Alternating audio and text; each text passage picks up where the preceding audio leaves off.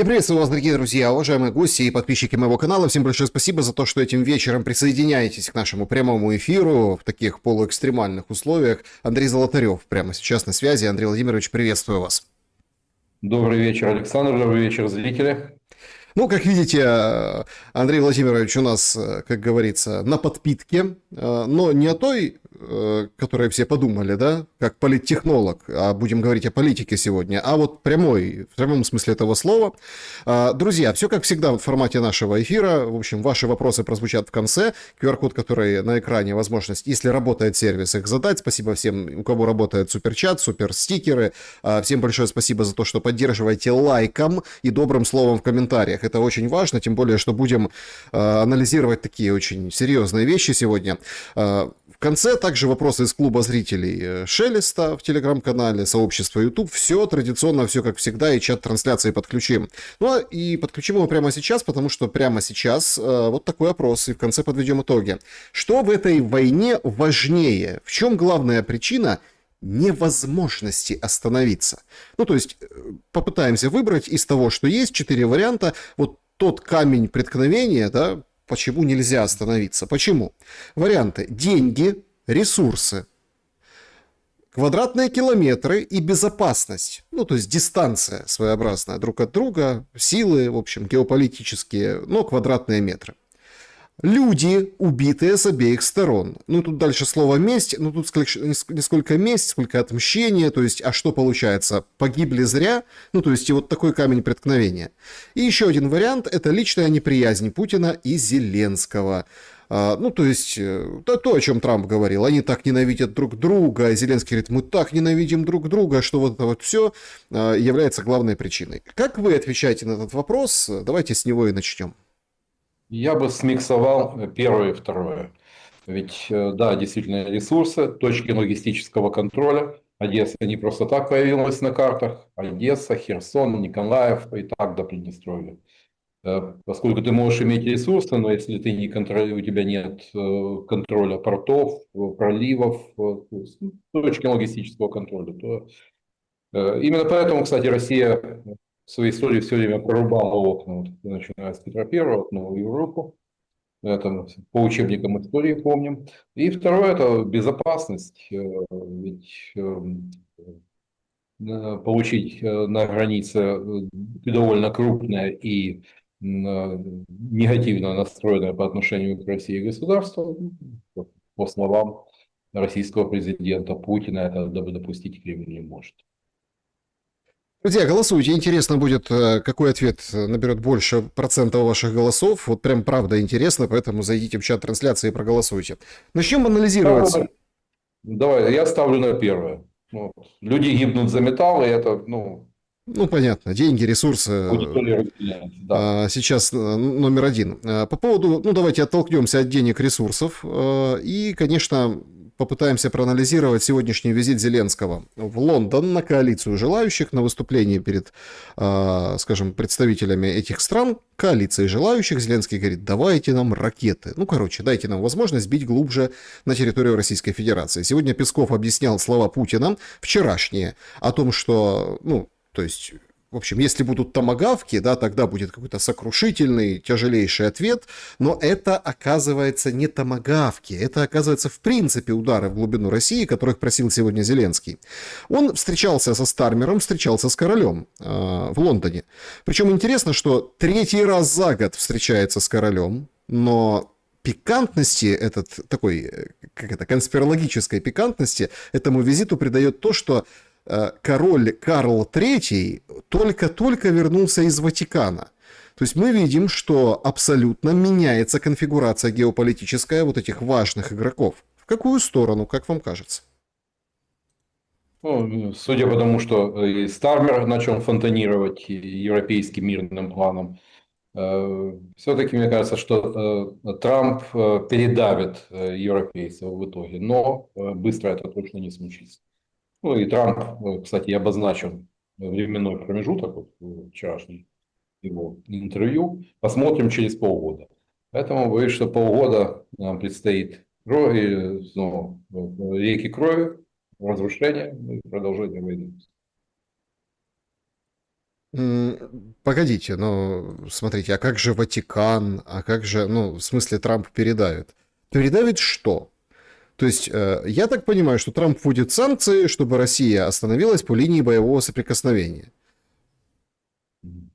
Ну, я думаю, не поэтому, не потому, что отвергнут, скажем, видение Трампа мирного плана. Ну, наверное, потому что Трамп, Рубио, а он сегодня, пожалуй, наверное, вторая по влиянию фигура в Белом доме, посильнее, я думаю, Венса, учитывая, что он совмещает и в ипостасях и госсекретаря, и помощника по нацбезопасности. Ну, скорее всего, от Рубио изошло то, что, посмотри, Путин тебя водит за нос, дурачит, тянет время, ну, вот, скорее всего, это. Личное эго Трампа, оно могло подвинуть к такому варианту ужесточения, ведь до этого Трамп тщательно обходил.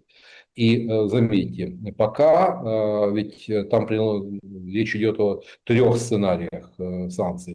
Минимальный, средний, касающийся энергетического сектора, и ну, наиболее жесткий, самый сильный, касающийся и производственного, российского ВПК и так далее. Но Трамп прибег к среднему. Ну, учитывая то, что и сегодня в Вашингтон полетел Кирилл Дмитриев, спецпредставитель Путина. Я думаю, что Будапешт, тема не закрыта, она откладывается. Откладывается, возможно, на неделю, вот, а то и на месяц, но Будапешт в итоге состоится. Диалог не финализирован, не закрыт. Тут интересно, Дмитриев дает комментарии в Америке и говорит, что моя встреча запланировано заранее, что, в общем, смотрите, я по приглашению не просто так сам сел и поехал, или там меня после санкций Путин отправил, как представляет украинская пропагандистская машина, вот там уже как, все, Путин испугался и загнал Дмитриева, чтобы там чего-то порешать, разрулить и так далее. А он сегодня дает комментарий, говорит, не-не-не, смотрите, все заранее, меня пригласили, я вот приехал, сотрудничество, все дела. Он же там и к Маску по поводу тоннеля обращался, и другие элементы сотрудничества. То есть получается какая-то вообще странные санкции. Одной рукой мы как бы дергаем за ниточку нефтяную, ну а другие все вроде как, видите, диалог налаживают.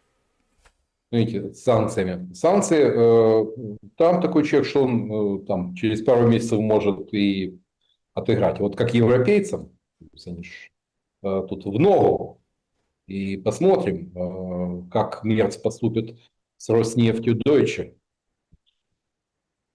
Если, по идее, на нее должны распространяться санкции. Но Мерц высказался против. Посмотрим. Вот это будет показательно. Поскольку тогда, собственно, он, пожалуй, одним из наиболее пострадавших от трамповского пакета окажутся европейцы. Потому что отыграть назад им будет проблематично. Ну, европейцы же и свои санкции вводят. Ну, очередные, касающиеся и крипты, и финансовых расчетов, но Биде и дорогой, что унитазы тоже. да, что Трамп по-прежнему играет на ослабление Европы, и это уже заметно, собственно, не надо быть великим аналитиком, чтобы не заметить, то, что Трамп делает все, чтобы Европа была ослаблена, и, соответственно, на примере Германии это очень хорошо ощущается. Поэтому какая идет игра, ну, мне кажется, что учитывая то, что не пришли к согласию по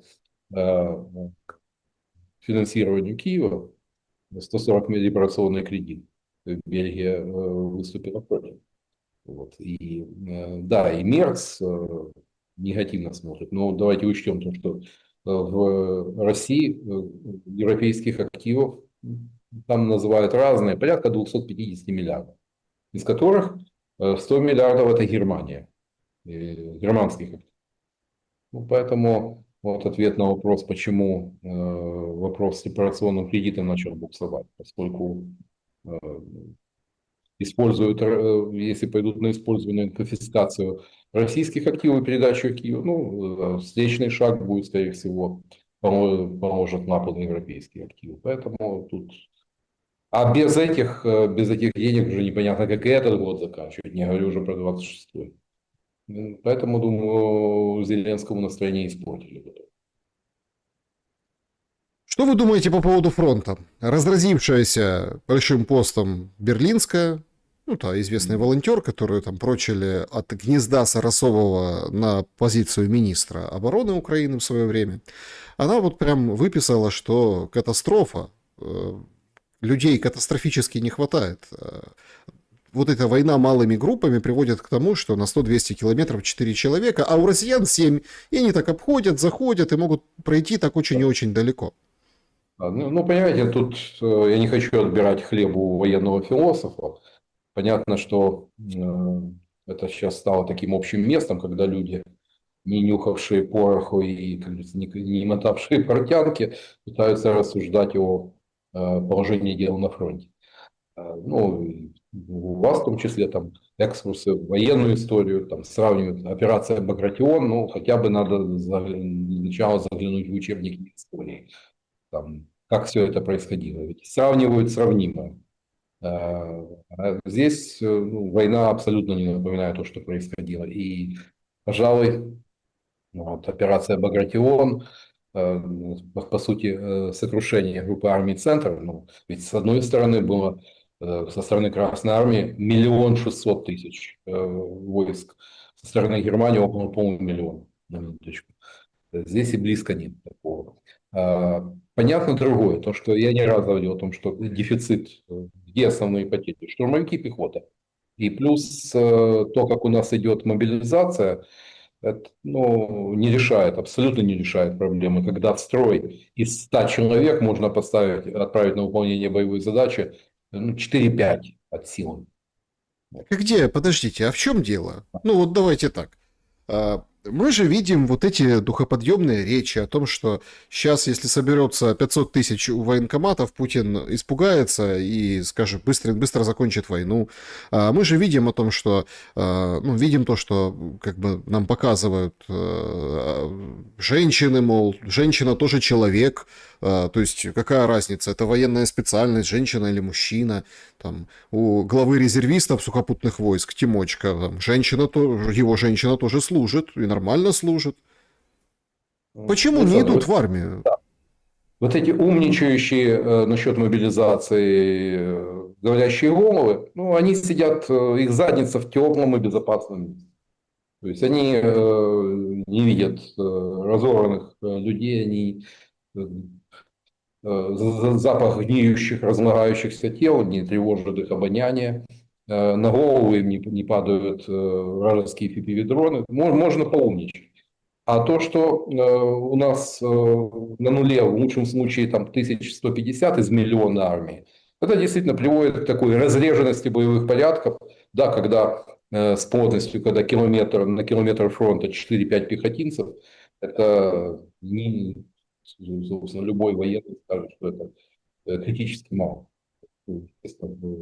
Такой фронт в любой момент, что бы там ни писали про киллзоны, ну, когда-то его в итоге вопрос времени, то, что его продавят, если учитывать то, что у противника численное превосходство. И да, это мы видим по целому ряду участков. И плюс то, как относятся к людям, когда, ну, знаешь, по принципу «я начальник, ты дурак», людей отправляют на мясо, и за гибель людей командиры не несут никакой ответственности. Но это приводит к тому, что у нас 250 тысяч дезертиров. Это по самым Подождите, сложным. а где они? Бегают, многие уже перебрались нелегально через Карпаты, через Тису, через Украино-белорусскую границу в Европу. Кто-то сидит по хатам, прячется, их тоже хватает, но только вот за этот месяц 17 тысяч дел по дезертирству. Это вот и ответ, потому что не будет уже тех очередей в военкомат, которые были в феврале 2022 года. Ну, сделали все возможное, чтобы у людей там, обоя и боя, там, горено все огнем, жизнь у меня одна. И какой там,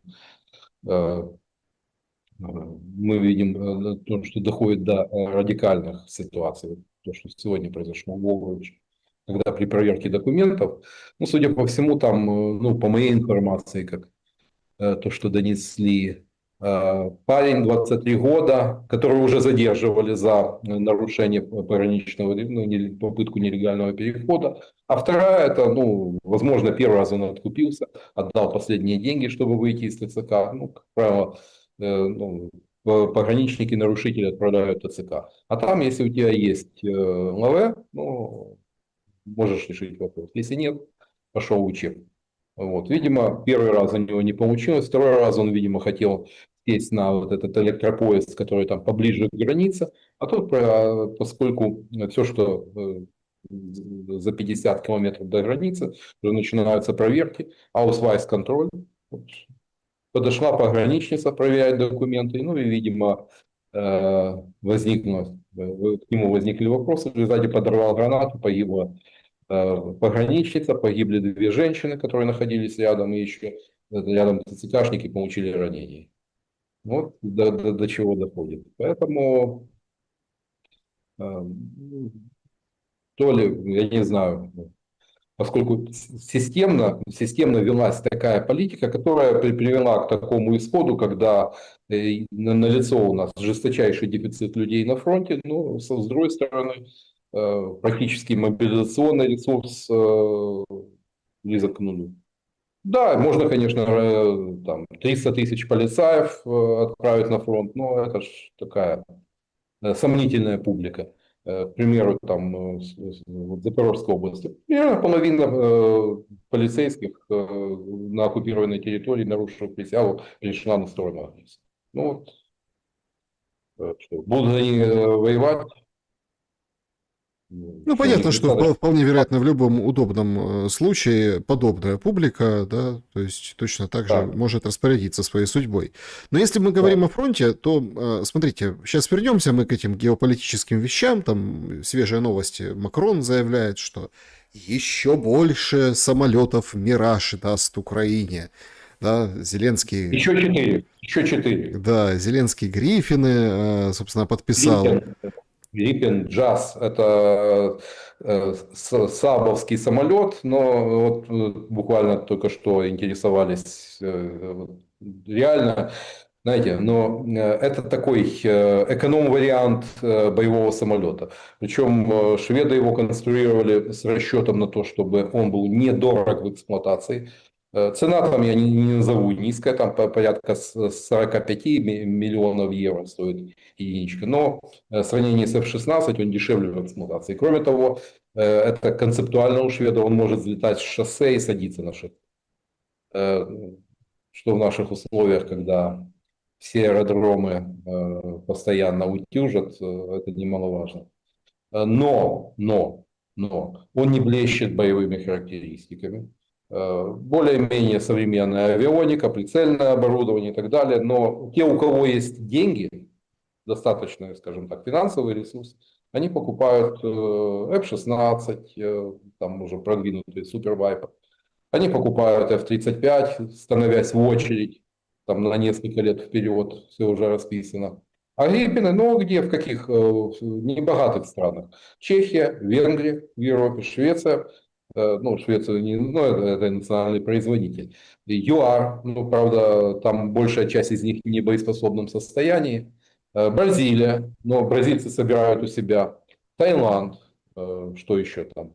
Немного. Всего выпущено порядка 250 машин. Поэтому вот эта завиральная идея про 150 гриппинов для ВВС Украины.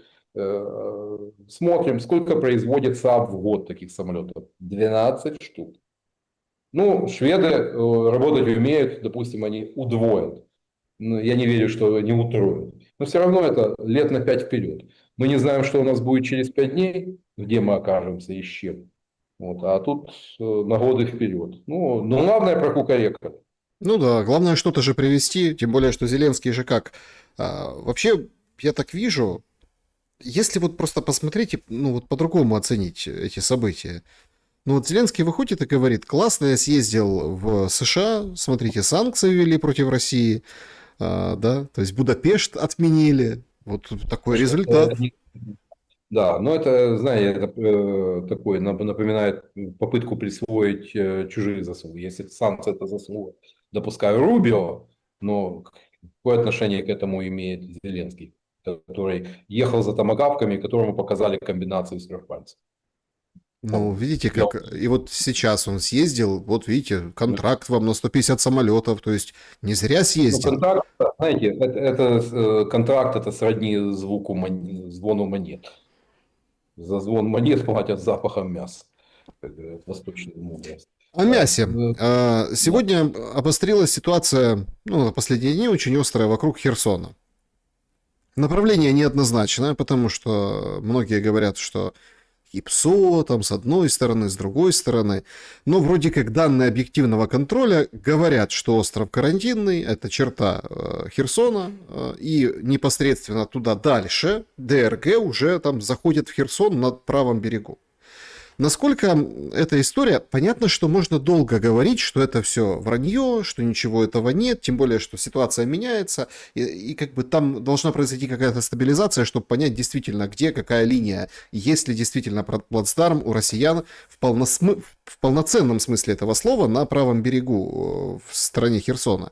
Однако меня интересует вот другой вопрос. Если гипотетически есть, насколько это меняет диспозицию и меняет, ну, вообще, как бы политику Зеленского. Потому что я, честно вам скажу, если посмотреть с другой стороны на призывы Зеленского немедленно остановить войну, в общем, срочные переговоры начать по линии боевого соприкосновения, выглядит это как, ну, это не запрос о капитуляции, но очень и очень созвучно по тональности. То есть нам буквально вот еще недавно говорили, что никаких территориальных уступок, ничего не отдадим, более того, сейчас пойдем до границ 91 года, а сейчас срочно останавливаем войну по линии разграничения. А, Ну, понятно, что по Херсону ситуация действительно сведения противоречивы. То, что там инфильтрация есть на вот корабельных, на вот этот остров, это таки да. Но просто по аналогии с Покровском, вот в июне месяце сего года такая же инфильтрация была в Покровск, когда российские ДРГ заходили. Ну, в июле провели зачистку, выбили. Но сейчас что мы видим?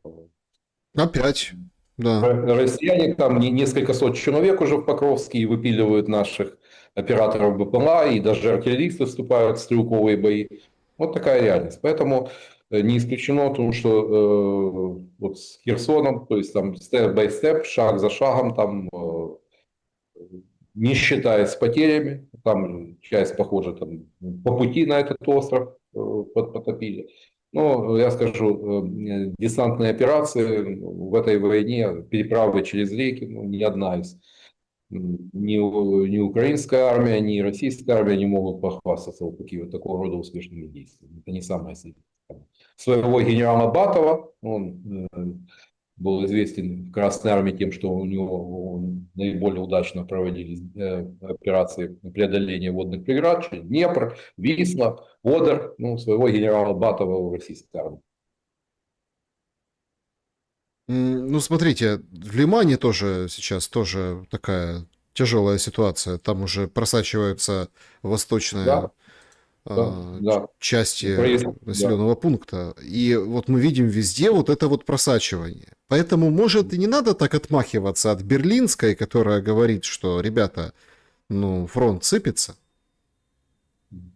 Я не отмахиваюсь, например, от Берлинской. Я согласен, что да, что э, такая предельная раздвиженность боевых порядков, и она может привести к таким катастрофическим последствиям на фронте. И о том, что может случиться такой поворот событий, я об этом на протяжении... Потому что эта тенденция, особенно после провала контрнаступа в 2023 году, она только набирала обороты, а Курская авантюра, она только усугубила эту тенденцию дефицита личного состава, некомплектности боевых бригад. Ну, знаете, когда боевая комплектность боевой бригады, которая на нуле, там, на уровне 40%, это не на грани полной потери боеспособности. Поэтому тенденции, ну, знаете, берлинская, к сожалению, все-таки специфический, мягко говоря, источник. Ну, что она этим преследует, там посмотрим. Потому что обычно, вот когда эксперты и спикеры из этой обоймы начинают все пропало вещать, после этого идут какие-то там фантасмагорические инициативы в духе мобилизации женщин и так далее. Чем будет фонтанировать Берлинская на следующем этапе? Ну, достаточно того, что как она анонсировала вот эту выполночную выставку злополучную в Чернигове, когда туда прилетела российская ракета и погибли люди. Ну,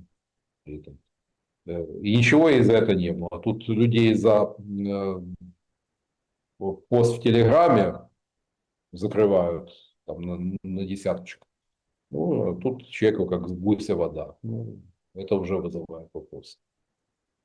Ну да, это как Олег Скрипка говорит, я хочу, чтобы был военный переворот. Ой, молодец, слушайте, Ой, военная, красивая, особенно, здоровенная. да, особенно ну, в этом будешь убежден, поговорив с людьми, которые бы, ну, видели, что происходит на фронте, что происходит в наших бригадах, что из себя представляют некоторые командиры. Знаете, вот как в песне «Я покоряю города истошным воплем идиота». Вот, странно, поскольку Скрипка, он такой, он очень тяжело говорит и неохотно иногда, и кто его на это зарядил?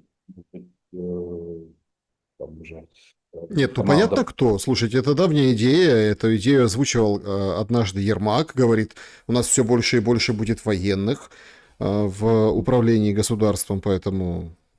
Ну, да. И, ну, вот и СБУшники областями руководят. Ну и что? Что изменилось? Ну что, в лучшую сторону? Что в Днепропетровской области с фортификациями, окей. Ну, Лысак благополучно был рулить Одессой, но в Днепропетровской области дела не айс. А что такая тишина из Одессы? Почему Труханов замолчал, ходит с собакой гуляет, фотографируется? Ну и власть Ну, как-то не шибко активничает, все так причаились. правильно. Ну, ведь целью было не наказать, ну, если и было правонарушение, не установить справедливость, а целью было устранение Труханова, выдавить его из кресла. Ну, я же... Бабло. Бабло, ну, видимо, Киперу было обидно, что что-то проходит мимо него. Тут такое вкусное место, земля, порт. А тут и у Труханова все схвачено. В этом ну, непорядок. Надо изменить ситуацию. Изменили. Теперь все все в нашей власти, если во власти все наши. Ну вы... Тишина. Труханов правильно делает, что он ходит с собакой, ничего не заявляет, ну, поскольку, я не знаю, кто у него сейчас, кто у него советники, есть ли они у него вообще, но сейчас, как говорится, самовыражаться себе дороже будет. Так а что ему сделают? Он же не гражданин. То есть посадить его не А, смогут. ну, у нас был бы человек, а статья найдется. Ну, что вы не знакомы с нашей правопохоронной системой. Ну, тем более, что чтобы мэра невозможно было посадить. Было бы желание. А к чему это делается все? Смотрите, я сегодня немножко так прозрел, когда увидел очень интересное сообщение в одном из украинских пабликов о том, что появляется партия ЗСУ. Партия ЗСУ. Представляете? Ну, То есть там... если это не проект, да, Александр, если, ну, скажу по своему опыту, если это не проект, делается под продажу, под выбор. Ну, с таким, с красивым, ну, как правило, есть. Тут в Украине всегда была такая биржа политических партий, когда там за... Ну, сейчас цены, полтора года назад цены на пакет партийных документов начинали с 25 тысяч, но это было дно. Сейчас подросли, 40-45 тысяч начинаются. Вот, и под выборы многие там за год, за два, те люди, у кого, тем более, если у них были концы в Министерстве юстиции, сейчас это стало тяжелее и дороже, но все возможно. Регистрировали партии с какими-то благоводными, благозвучными названиями, вот, в данном случае ЗСУ, вот, а потом ну, уже это уже там с тройным подъемом можно, как говорится, клиенту было. Ну, там все по-хитрому, очень политтехнологічненько. Значить, ЗСУ – это завжди сильні українці. ВСУ всегда сильные украинцы. Рулит пока что там везде значится некто Глеб Милютин. Это помощник депутата от «Слуги народа» Загородного. И, что интересно, экс-советник Кулебы. Ну, не того, который с лопатами, бывший министр, а тот, который чиновник в офисе президента, губернатор, там, ну, в общем, приближенный. Короче, мы видим первую, вот и выборов еще нет, а партию первую для оттягивания голосов уже нарисовали. Ну, это нормально, спойлерская концепция, подобно тому, как, по-моему, у Порошенко, один из его замов администрации, ну, вполне разумно сделал ставку на запуск такого спойлерского проекта «Наш край», такая безопасная гавань для тех, кто, как говорится, кому с регионалами страшно, с поворачиваемыми стыдно. Ну, «Наш край» такой вполне удачный проект, который сейчас тоже там, метаморфоза. То его запрещают, потом через суд, но это был, по сути, спойлерский проект, куда стекались часть бывших членов партии. Это нормально, оно размывало, естественно, работало в минус каноническому опоблоку и оппозиционной платформе. В принципе, такая стратегия достаточно эффективна в украинских условиях, если более-менее нормальный бюджет есть по политструктуру, но типа, это будет очень модная тема на этих выборах. Уже есть проект «Украина по Бонадусе», там один из бывших спонсоров «Свободы» пытается там заместить, поскольку «Свобода» окончательно ушла в такую региональную нишу, такая галичанская, сугубо галичанский, ну, смена «Украина по Надусе», сила людей, ну, это будет популярная тема. Сила и Украина, особенно на фоне катастрофических последствий войны, это, да, это будет, конечно, конгруентно. Андрей Владимирович, тут какой момент? Смотрите, это, конечно, можно все воспринимать несерьезно, ну, да, но, с другой стороны, очень много признаков, знаков и символов, что что-то таки намечается, и есть реальная подготовка. Условно, уломать Россию на паузу, быстренько переизбраться Зеленскому и всем тем, кто сейчас у корыта, ну, а потом дальше рулить по обстоятельствам. Надо возобновить войну, поднакопить силы, возобновить. Не надо, так и жить. Но это при условии, что что-то должно произойти, чтобы в России согласились с тем, что вот то, что условно за поребриком, да, ну, то есть оно живет своей жизнью, запрещают церкви там, и как бы, ну, то есть решили вопрос как бы на земле, да, по линии соприкосновения. Насколько это возможно, что действительно есть уже подготовка к выборам, которую вроде как с 1 октября же прикрывали, а теперь, получается, партии какие-то создают. Нет, ну это процесс такой, важно, чтобы оно было под рукой и в более-менее работоспособном состоянии. Это может и год длиться, такой подготовительный период. То есть, а то, что ну, эта игра понятна Путину и Кремлю.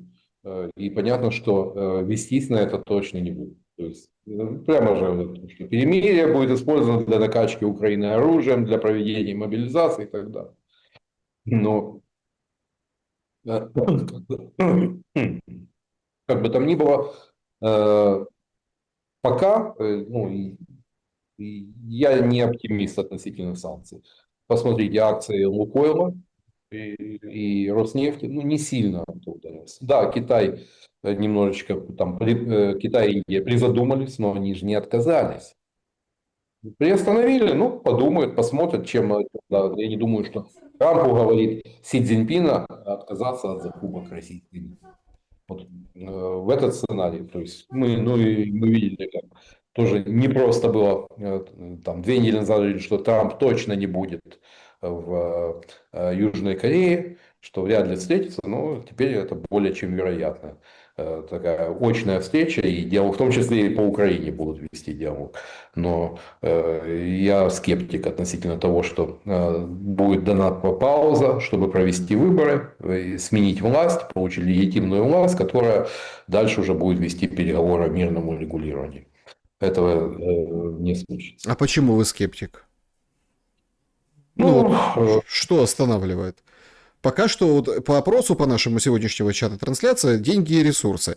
Так слушайте, а какие деньги и ресурсы? Нью-Йорк Таймс написала сегодня огромную статью о том, что репарационный кредит, вот этот, который призван как спасение, который позволит Украине 2-3 года воевать, ну это бьет по самой же Украине. естественно, естественно. Но да, там, это закроет потребности там, 26 на 27 год, но что останется от Украины? Ну, мы видим. Ситуация, я думаю, зима 22-23 года покажется просто легкой прогулкой, цветочками по сравнению с этой зимой, где все будет гораздо тяжелее. И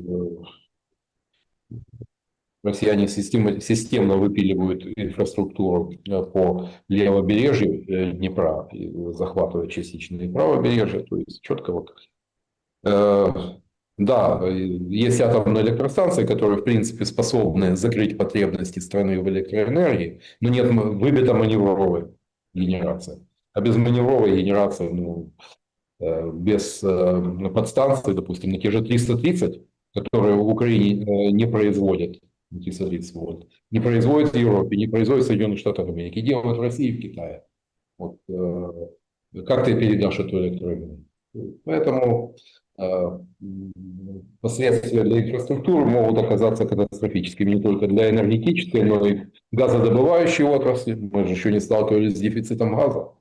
А судя вот послушать эксперт ну, по коммунальной теме, Попенко, по-моему, вот такие тоже алярмистские прогнозы на эту зиму. Я небольшой эксперт в энергетике, но видно, что то, что уже конец октября и до сих пор не включено отопление, это дурной ход. Ведь, смотрите, если в квартире холодно, если в квартире ну, температура ниже 15 градусов, люди включают электрообогреватель. Включают электрообогреватель, что происходит с сетью? Начинают выбивать. Ну, последствия понятно. Перегружаются системы. Все. Но, тем не менее, если пошли на такой шаг, значит, ну, все довольно кисло обстоит с запасами газа и таким, как мы пройдем зиму. И остается только молиться, чтобы не было сильных морозов. Вот. Вы знаете, вот в контексте выборов, да, ну вот таких перспективных или на которые все работают, и этих косвенных признаков, ведь это действительно будет очень серьезное испытание. Зима, потому что она обещает быть очень и очень тяжелой. Но тут же какой момент есть? Вот если можно так разговаривать, например, с людьми, как разговаривает наша власть, Потураев сегодня вышел, сказал, все ролики о ТЦК это искусственный интеллект, какие-то организации общественные провели исследования, реальных вообще нет, считай, там единицы, а все как бы выдумка и снято вообще на оккупированной территории и вообще, ну короче, то есть искусственный интеллект, Да. Луганск фильм и так далее. Это рассказать родителям того парня, ну, там, парень, мужчина, 43 года, который упал, ударился головой и зашел здоровый, попал в реанимацию и спустя несколько дней умер. Вот родителям надо рассказать, потому что это все дипфейк. Но вы Ну, так, знаете, с тут, такими тут же тоже Зеленский и Никита Русланович дипфейк. Ну, просто понимаете, если можно сказать, что это дипфейк, ну тогда погодите, и отсутствие отопительного сезона это фейк. Ну, это фейк. Он, Свириденко выходит, говорит, свет дали в Чернигове. М. Все. Ну, да, я, правда, не могу согласиться с мнением Кости Бондаренко о том, что это вот готовится фигура под президентские выборы из нашей премьерши. Премьерки, не как тоже феминитивы, но ну, как-то она выглядит бледно. То есть, ну, харизмы той же Юлии Владимировны нет. Ну, а для того, чтобы иметь такие амбиции на президентское кресло, ну, как-то надо быть все-таки поярче. Ну, действительно попытаются продемонстрировать ее эффективность, но в украинской политике на одной эффективности не выйдешь. Я знал очень многих эффективных менеджеров, но с политикой у них не срасталось. Значит, приходят сообщения о том, что, ну, от Кирилла Дмитриева, да, говорит, про продолжение диалога. Такой диалог важен для мира и должен продолжаться полным пониманием позиции России и уважением национальным интересам. Вообще, конечно, я бы хотел, чтобы вы прокомментировали позицию России. Она максимально сдержана. Максимально. Не, ну понятно, Медведев бы что-то такое бы так написал, и без санкций, ну, в свое время. Но вот мы видим конкретно, что да нет, это там не отмена, это пауза, вот Дмитриев поехал, вот там поездка у него, вот еще что-то. Они так тихонечко запустили вот эти ярсы синеву, да, и немножко баллистики. Ну и, в общем-то, и сидят и ждут. Все будет решаться в Корее на встрече с китайцами у Трампа. Потому что сейчас там в Малайзии переговоры достаточно интересные.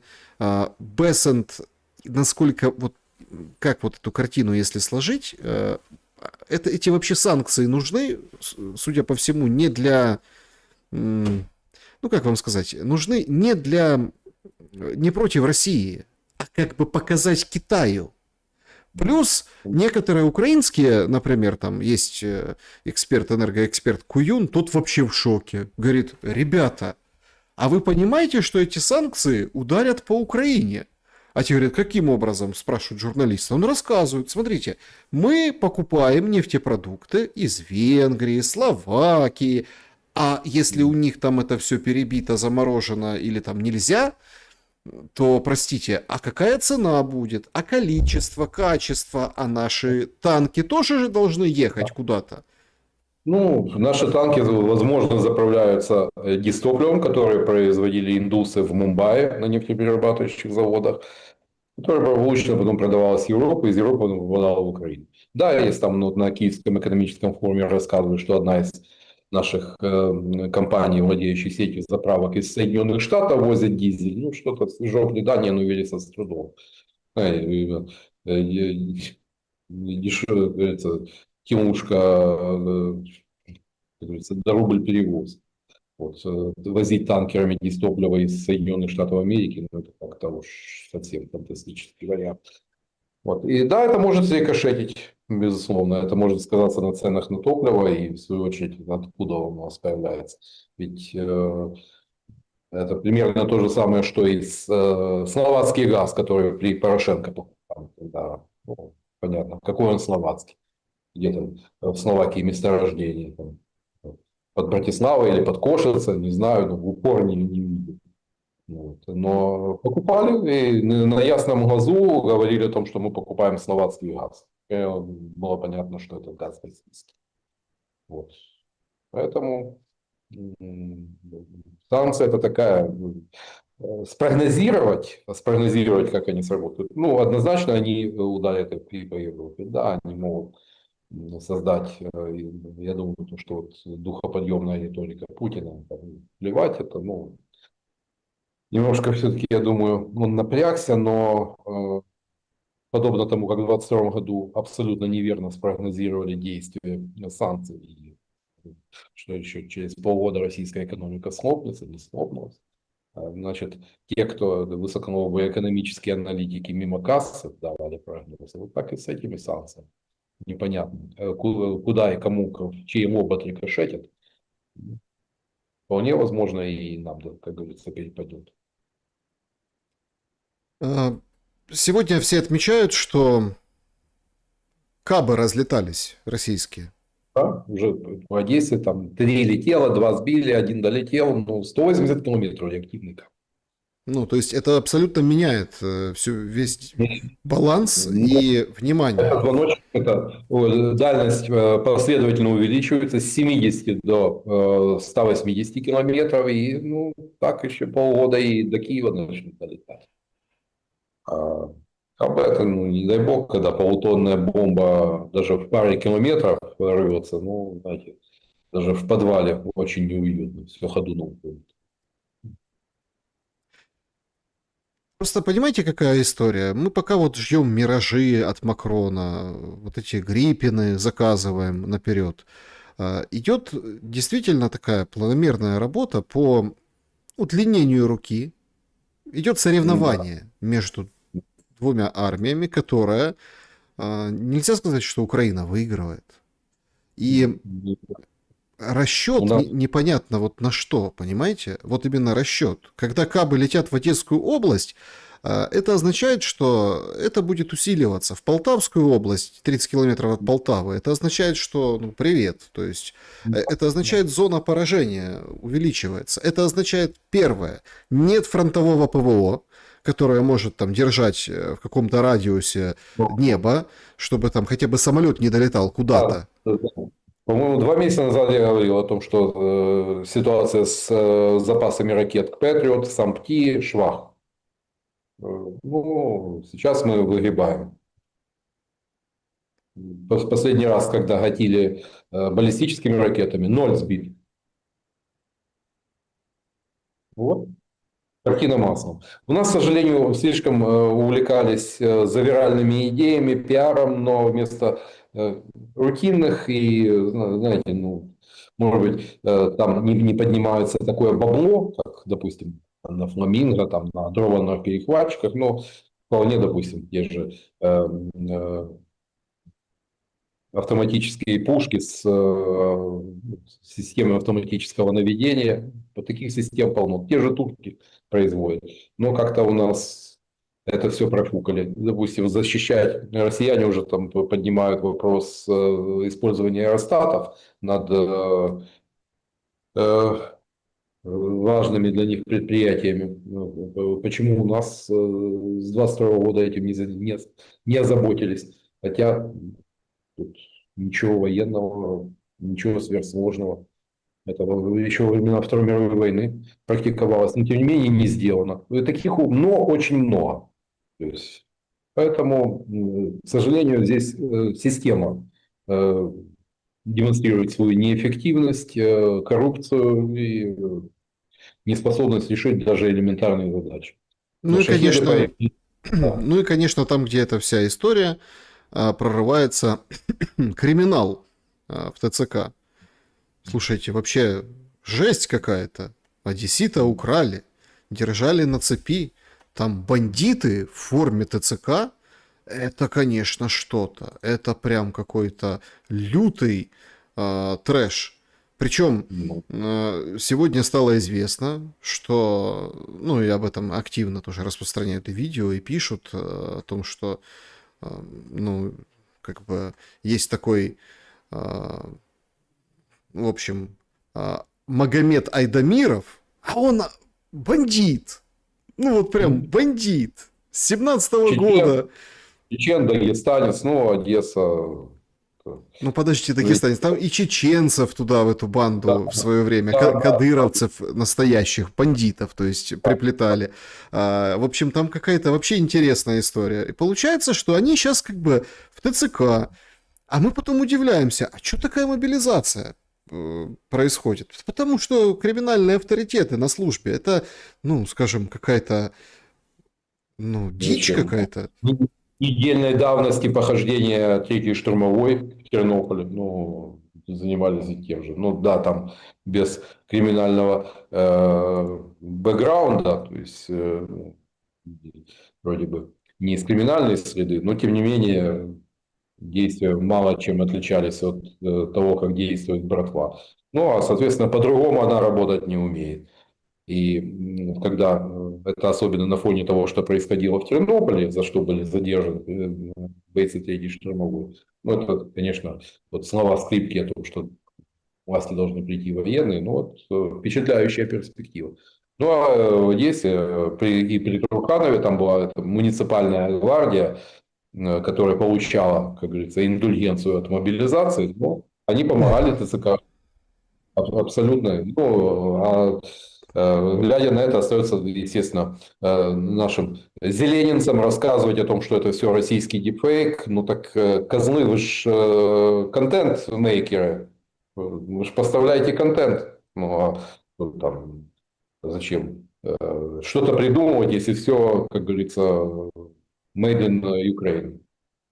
Берете готовый материал, там, даже из близких офису телеграм-каналов и напрягаться. Да. Ну что, начали выходить желающие из коалиции. Это вот сейчас происходит в прямом эфире. Значит, выходит генсек НАТО Рютте, говорит, у Путина заканчиваются деньги, идеи и солдаты.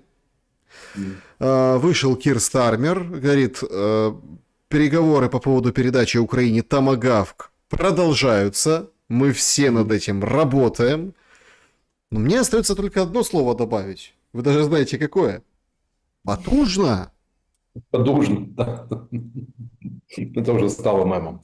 Но для начала, ну, прежде чем говорить о томагавках, пускай Мерц решит вопрос с Тауросами. Но пока Мерц точно не спешит предоставить Украине Таурос, ну а Трамп будет как говорить, ну я ж европейцам не запрещаю, пускай дают дальнобойное оружие. У нас нет запрета. А европейцы, ну, как мы на примере грозного Мерца, мы видим, потому что Мерц точно не спешит обострять поставками Таурусов. Тоже довольно эффективная ракета, ну, понятно, она летит там, на 600 километров, по-моему, там у нее рабочая дальность. Но сколько они, год назад, сколько разговоров было, но и то и все чем закончилось. Поэтому это, знаете, коалиция желающих, вот если бы это была коалиция МОУ, как говорится, а так получается, что коалиция импотентов, что ли, желающих, но не могущих. Ну так вы понимаете, что все рассказы... Вот мне так нравится, что там вот ничего, все плохо. Это они вот кому говорят? Ну вот мне так интересно. Это вот о кому они говорят? То есть, если у Путина все заканчивается, если у Путина там большие проблемы, что, ну то есть, простите, пожалуйста, а кому тогда, с кем тогда воюет ВСУ? Да? Да. Ну, соплей же перешибить можно. Чего вы так прям все? С кем Ну, ВСУ грубо, воюет? да. Ежемесячно 30 тысяч контрактов подписывается, как бы там ни было. Да, российским генералам хочется, чтобы была там еще частичная мобилизация, ну, для, скажем, более масштабного продвижения. Вот они там обещают, что еще чуть-чуть и ВСУ посыпется. Но не хватает. Тоже есть дефицит. Там точно так же пехота, ВДВ точно так же несут потери. Вот. Естественно, убыли и хотят мобилизации. Путин не хочет. Явно такой непопулярный шаг. Помните, 22 год, чем это все повернулось. 1,5 миллиона релокантов. В Грузию, в Армению, там, куда угодно, в Турцию. Путин, ну, в Кремле, видимо, ну, довольно чутко мониторят социологию текущую, ну, явно не спешат идти на непопулярные шаги. Одно дело, когда война в Украине имеет такой выраженный колониальный характер, это где-то там отдельные, ну, люди хотят пойти, рискнуть своей жизнью, заработать копейку, пожалуйста. Но другое дело, когда начнут заболевать, мобилизация, это совершенно другой расклад. Поэтому, ну, а Рютте, ну, а что ему? Естественно, надо демонстрировать в том, что у потенциального противника дела не айс, что вот-вот, и, как говорится, агрессор последние ракеты доедает. Но это мы уже слышали неоднократно. Да, друзья, давайте подведем итоги нашего сегодняшнего голосования.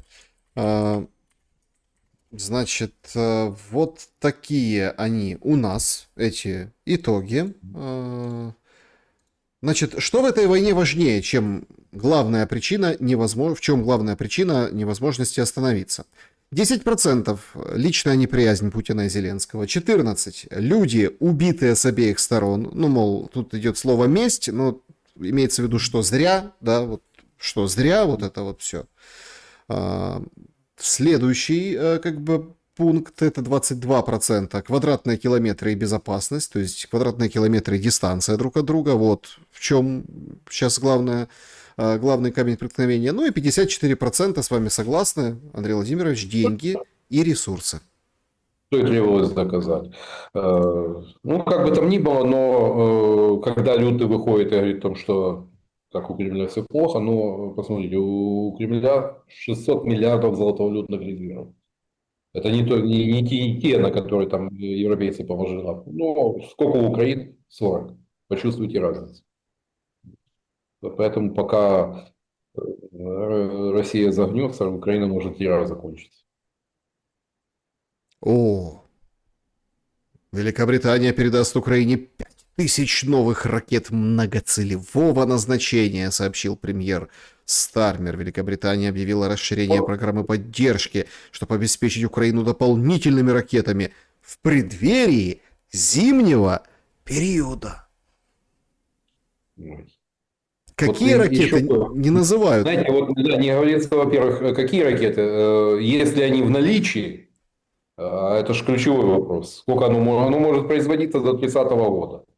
А там то ли война, то ли кончится, то ли что-то похуже.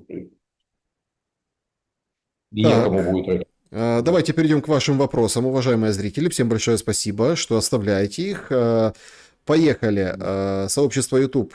Нет, давайте сначала закрытый клуб зрителей. Там были тоже вопросы.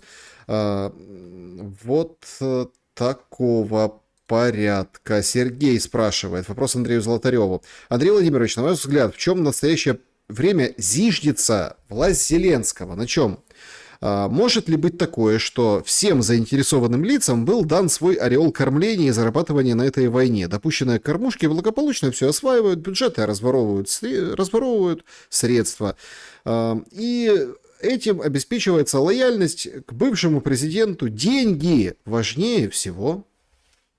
Ну, во-первых, на внешней поддержке она никуда еще не исчезла. Есть проблемы там в отношениях с Соединенными Штатами, но пока это сукин сын, но это наш сукин сын. И второе, это на полицейско-репрессивном аппарате. Вот. И сопричастными к освоению колоссального объема средств, которые поступили в Украину. Поскольку, ну, если сложить 200 миллиардов долгов, ну, не на ровном месте взялись. В Украину заходили десятки миллиардов долларов. И это порождает соблазн их освоить. Система распил откат занос, она и в условиях войны работает без отказа. Причем размеры откатов, наоборот, во время войны, казалось бы, должны были уменьшиться до какого-то разумного предела, ну хотя бы до десятины. А так доходит до трети там, из бюджета. Хочешь бюджетными деньгами попользоваться, треть откати, будь здоров. Вот на этом все и двигается. Значит, Андрей, что будет дальше? Ваше видение событий до Нового года. Спасибо, Александр. Всем добра, пишет пользователь. Продолжение боевых действий. Возможно, интенсивность боевых действий на фронте несколько снизится. Все-таки дожди, распутится, но интенсивность ракетно-шахедных ударов возрастет. То есть к этому надо готовиться. Надо готовиться к жизни в условиях дефицита электроэнергии, газа. Ну, я не раз говорю, не надо, задрав штаны, бежать из города, как многие это воспринимают, но запасной аэродром за городом, где обеспечить автономное жизнеобеспечение, тепло, вода, выгребная яма, ну, что жить, если отключения пойдут по системе 4 часа без электричества, 2 часа с электричеством в многоэтажке, ну, будет очень тяжело, мягко говоря. Вот это будет до Нового года, это будет формировать нашу реальность. И да, от переговорного трека не откажутся. Более того, и Вашингтон, и Кремль будут вести диалог. Ведь помимо Украины, у нас же этот украиноцентризм, у многих помутил рассудок, все считают, что все в этом мире вращается вокруг Украины. Украина только одна из многих тем, которые на столе у Трампа и у Путина. Арктика, добыча редкоземов, инфраструктурные проекты вроде тоннеля, Ближний Восток. Как-то чудесно получается, даже пришел новый хозяин Сирии, приезжает в Москву, но пока российские базы, да, прогнозируют, что влияние России в Сирии обнулится, но тем не менее пока российские базы остаются. Это говорит о том, что эта тема тоже на столе, равно как и там, прекращение войны в Газе. То есть есть что обсуждать, безусловно. Плюс, я думаю, что будет обсуждаться, возможно, и Венесуэла. Ведь это тоже серьезный игрок на нефтяном рынке. Ну и плюс там же у них договор, между прочим, у России с Венесуэлой. Это тоже не надо забывать об этом. Да. Поэтому тут тоже такой момент. Будет ли Венесуэла второй Кубой, сомневаюсь, Мадуро не даст. Виталий, добрый вечер. Александр Владимирович, вопрос. Вам не кажется, что для понимания посланий Трампа недостаточно все делить на 10, выжидать пару дней и смотреть на его дела? Последний комментарий Фредовича на слова Владимировича о санкциях был «посмотрим через 6 месяцев». При этом у Александровича как раз-таки на 6 месяцев осталось денег для Украины. Совпадение? Или Трамп все-таки частенько адресует свои слова совсем не тому, к кому обращается? Заранее спасибо за ответ. Ну, явно Дональд Фредович не является сейчас кошельком Владимира Александровича. Ну, а это, скорее, зависит от европейских партнеров. У них пока прогресса не вижу. Это тоже порождает смутную тревогу о том, что нас ждет с финансами.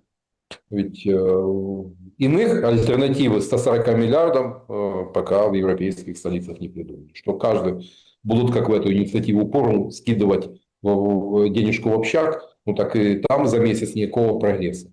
Как было 2 миллиарда, там, 100 миллионов, так и остается. Поэтому тут скепсис. А то, что я абсолютно согласен с тем, что надо не слушать, что говорит Трамп, а смотреть, что он делает. Но своя стратегия, свое видение стратегии у Трампа, безусловно, есть. Это не хаотично. Иногда нам это кажется безумием, но такой Трамп, он действует часто не по логике, а по парадоксу, вот как с газом. Возможно, и тут он попытается, собственно, пойти вразрез с канонами, но пока с Украиной у него не получается. Но дедлайн 6 месяцев, я абсолютно согласен, он очевидно отодвинул. То есть это остается в числе задач. Он еще не махнул рукой, чего мы опасались, что там переключится совсем на другие задачи. Но дедлайн отодвинул на 6 месяцев. Да, Петр, Андрей Владимирович, Путин неоднократно заявлял, что украинский режим Кремль не свергать, не ликвидировать не собирается. Выходит, они там надеются уговорить Банковую саму себя денацифицировать и демилитаризировать. Нет, ну, рассчитываю же все-таки, что военные дела повернутся таким образом, что другой альтернативы у Киева не будет. А нет одного из вот этих системных требований Кремля по отношению к такой мягкой форме капитуляции Украины, Кремль не отказывался.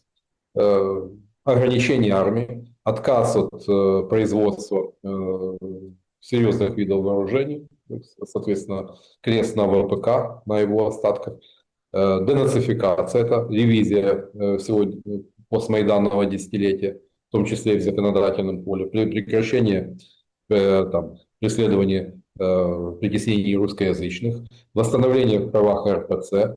Ну, то есть, на это все Кремль рассчитывает прийти, если не дипломатическим, то военным путем. И считают, что они в итоге, там, мы не спешим, но движутся к этой цели.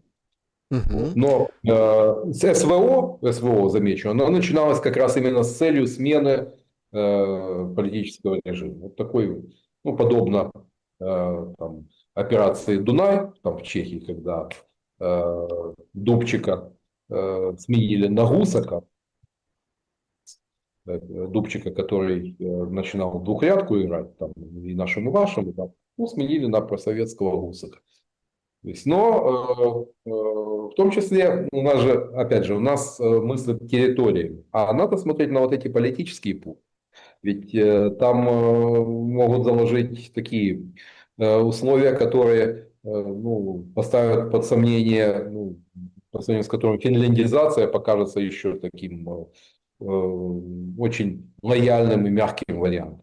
В том числе, допустим, при невыполнении тех или иных условий, вплоть до, в случае невыполнения условий, ввода российских войск на территорию. То есть условия могут оказаться для Украины крайне тяжелыми. Вот. Но ситуация предельно понятна. Или поражение, или уничтожение. Ну, с такими партнерами. Ну да, С или таким поражение, или уничтожение, да.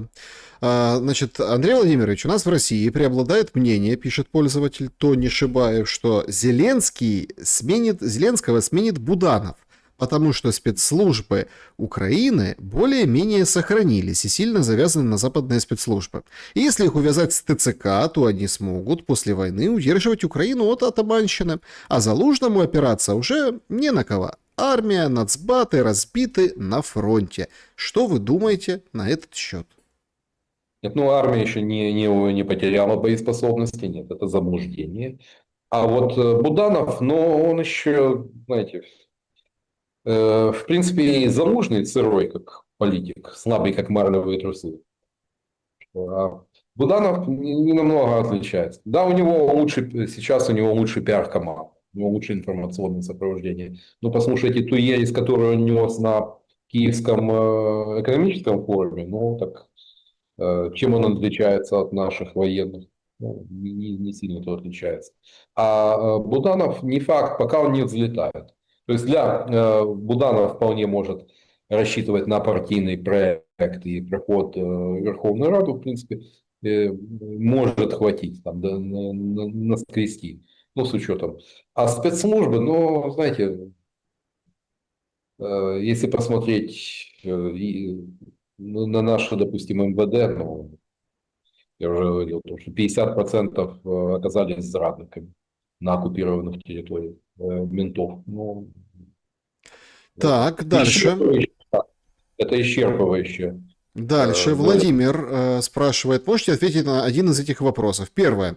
Дональд Трамп в ответ на вопрос о влиянии санкций на Россию сказал про 6 месяцев, значит, что больше санкций в течение полугода не будет. И второй. Куда деваются 3 миллиона баррелей нефти, которые Сингапур импортирует из России? Не исключено, что сгорают в виде дистоплива в автомобилях европейцев, там, ну и в конце концов в Юго-Восточной Азии тоже. Вьетнам, 100-миллионная страна с растущей экономикой. Индонезия, несмотря на то, что у нее есть своя нефть, ну, нефтяные поля Борнео. Ну, вот, но, тем не менее, 250 миллионов населения на чем-то же ездят. Пускай там большая часть на этих на скутерах, но их же тоже надо заправлять бензином. Поэтому Сингапур это вот пример того, как даже при абсолютном отсутствии ресурсов, когда Ли Куан Ю начинал там даже пресную воду завозить, у них не было своей пресной воды. Вот, разумная политика приводит к тому, что страна превращается в экономического тигра, в безопасную финансовую гавань и довольно успешно играет на противоречиях больших геополитических игроков. Ну, поэтому, а что касается Трампа, ну, и ранее было заметно, что он не очень-то хочет и размахивать санкционной дубиной. Ну, коль скоро он оказался в такой в дурацкой ситуации, не дал Зеленскому томагавка, но и, как говорится, взаимности со стороны Путина так, сходу отвергли, что никакого перемирия, только устранение первопричин, приведших к конфликту. Но Трамп этого не Трамп обиделся. А кто в Вот, итоге победит? Россия или глобальный Запад? Игорян спрашивает. знаете, но пока ведет Россия, но в итоге, знаете, ведь, если посмотреть пример Второй мировой войны, ну, даже в 1942 году, даже после того, как Соединенные Штаты вступили во Вторую мировую войну, Германия была близка к тому, чтобы, ну, так, нанести Советскому Союзу поражение, собственно, получить недостающие ресурсы. Ну, если бы вместо того, чтобы биться головой о Сталинград, немцы пошли ну, на Кавказ, или даже просто перерезали поставки нефти из Баку, ну, я не знаю, это даже вот вполне такой лояльный, не оппозиционный историк Алексей Исаев говорит о том, что последствия были бы для Советского Союза катастрофическими. Но спустя полгода все радикально изменилось. А к концу 1943 года можно было уверенно говорить о том, что для Германии, для стран оси война полностью безнадежно проиграна. Вот как в течение года все перевернулось. А в 42-м, осенью 42 года еще американцы, говорится, получали звездюлей от японского флота, и Япония контролировала большую часть Тихоокеанского региона. Вот так все течет, все меняется. Но в данный момент у Путина все обстоит весьма неплохо. Как раз коммуникация с Трампом является лучшей иллюстрацией того, что нет никакой геополитической изоляции. В том, что эпицентр мировой политики смещается на восток. Вот, и нет никакого больше мирового гегемона и мирового полицейского. То есть до 30-летия, когда Соединенные Штаты себя чувствовали пупом земли, все это осталось в прошлом. Так, чат трансляции Юра спрашивает у вас, говорит, как это не пойдут на вторую мобилизацию? В авторитарной России более чутко мониторят настроение, чем в демократической Украины, что ли? Да, именно так. Путин, как бы там ни было, но проводит вполне рациональную с точки зрения власти политику. Он референтен по отношению к тому большинству, которое его поддерживает. То есть и там как раз... А вот в демократической Украине, помним, у нас же там на Майдане висел «Свобода наша религия». Ну, свобода, какая у нас свобода с закрытыми границами, с похищением людей, с возможностью присесть на несколько лет за там, советскую символику. Ну, замечательная, свободная страна, конечно. Ну и демократия, ну, как говорится, пересидент, сколько уже там, больше года, ну вот. А как бы там ни было, в Соединенных Штатах, даже во время Второй мировой войны, да, там не было войны на территории Соединенных Штатов, но тем не менее, в ходе гражданской войны президента Соединенных Штатов переизбирали. Вопрос. Какой смысл воевать 4 года в степях Донбасса? Уже дураку понятно, что обе стороны в тупике, похоже на какой-то договорняк, цель которого утилизировать как можно больше людей. Знаете, ну, я не поклонник конспирологических теорий. Есть такая, да, ну, все чаще приходится слышать, что народу без земли, землю без народа. Ну, знаете, вот и для масса аргументов в пользу этой версии, но тем не менее, я думаю, все-таки немножечко не так. Как бы там ни было, но Донбасс, ведь и в Отечественную войну за Донбасс какая рука шла, Сталин очень внимательно следил за Мюнхенской операцией, когда в июле-августе 1943 года Толбухин двигался к Мариуполю. поскольку завода Ильича на тот момент монополист по производству броневой стали, Магнитка и Мариуполь. А это было критически важно для военной промышленности Советского Союза. И не будем забывать о том, что те же редкоземы в районе Покровска, тот же коксующийся уголь. И более того, Донбасс был регионом, пожалуй, еще не найти в мире, где была с таким уровнем концентрации промышленности на квадратном километре территории и предельная концентрация пролетариата. Теперь все, понятно, что очень многие города Донбасса в результате этой войны еще не скоро живут, если живут еще. Так, вопрос из чата. США в очередной раз не поддержали антироссийское заявление Украины в ООН. Холодный душ для Зеленского или на ООН уже никто не обращает внимания? Ну, знаете, ООН с полным основанием, злые языки называют, организация озабоченных наций. Что в этом мире, какую войну вот за последние, там, можете вспомнить, там, что за 30 лет сумела сделать ООН в плане мира, глобальной безопасности, ну или там, в борьбе с той же пандемией. Ну, Всемирная организация здравоохранения, тоже такая глобальная структура, просто в дерьме по самые уши. Ну, вот и ООН. Но это показательно то, что как раз Соединенные Штаты не поддержали резолюцию. Это как раз показатель того, что Соединенные Штаты не намерены сжигать мосты в диалоге с Россией. И это диалог будет продолжаться. Хочется нам того или нет, но что есть, то есть. И да, как раз Трамп категорически не желает входить в повестку Байдена, чего так страстно желали европейцы, к чему так толкали. Ну, с этим у них ничего не получилось. Я говорю о том, что Трамп в итоге, давайте вот я спрогнозирую, что в итоге Трамп скорее додавит европейцев. Так, значит, друзья, спасибо вам за ваши вопросы. Совершенно разные. Тут пишут: Александра, можно хотя бы одну улыбку. Поулыбаемся с вами в шуме, хотя не факт. На самом деле... Ну, меня упрекают в том, что там люди гибнут, а вы улыбаетесь. Знаете, ну каждому не угодишь. Другим режет слух, что я говорю, похабный мир. Ну так я говорю, а другого Украине не предложат в этой ситуации. Более-менее справедливые условия мира, мы про это проехали еще в 22 году. А другого уже не будет. Поэтому и мир, тот, который предложен, будет по ленинскому определению похабным. Называю вещи своими именами. Друзья, поставьте лайк, подпишитесь на Золотарева, отмечен как пользователь YouTube, Андрей Владимирович, все его интервью, как говорится, в одном месте, чтоб далеко, как бы по разным каналам не бегать.